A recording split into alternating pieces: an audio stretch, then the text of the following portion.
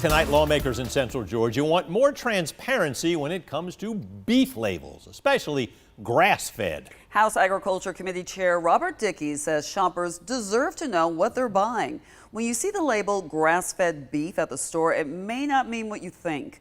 Until 2016, the USDA verified that label, but now companies define it themselves with no inspection required. Unless it says 100% grass-fed or has a certification, that cattle may have only eaten grain toward the end of its life, and product of USA can still come from cattle raised overseas as long as the meat was processed in the U.S.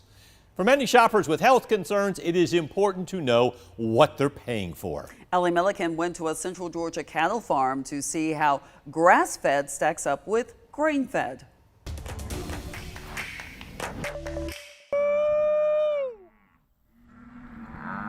Joseph Egloff's cattle hear his voice and no food is coming.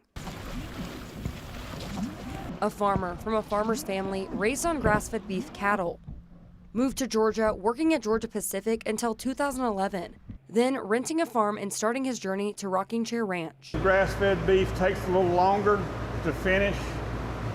You have to have a little more land, and it's a little more time consuming. Egloff says it's time-consuming but worth it. He says grass-fed beef is leaner and grain-fed beef is cheaper but has a higher fat content. Everyone can't eat grass-fed beef because we no longer have enough farmland to support. He and others say some cattle farmers are marketing their beef as grass-fed when really it's grain-fed. All cows start on grass, but some switch to grain later. Some farmers market them as grass-fed for the health benefits and the price. A lot of people are willing to pay a little more money for grass-fed beef because it is a more heart-healthy product, and they want to capitalize on that profit margin.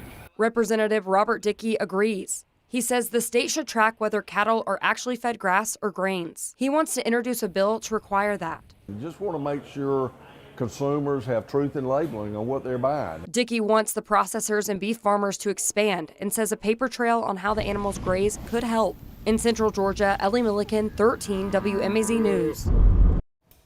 Dickey says he plans to file a bill on beef transparency for the General Assembly's 2026 session, and he wants to hear from farmers and beef processors on how to make the bill better.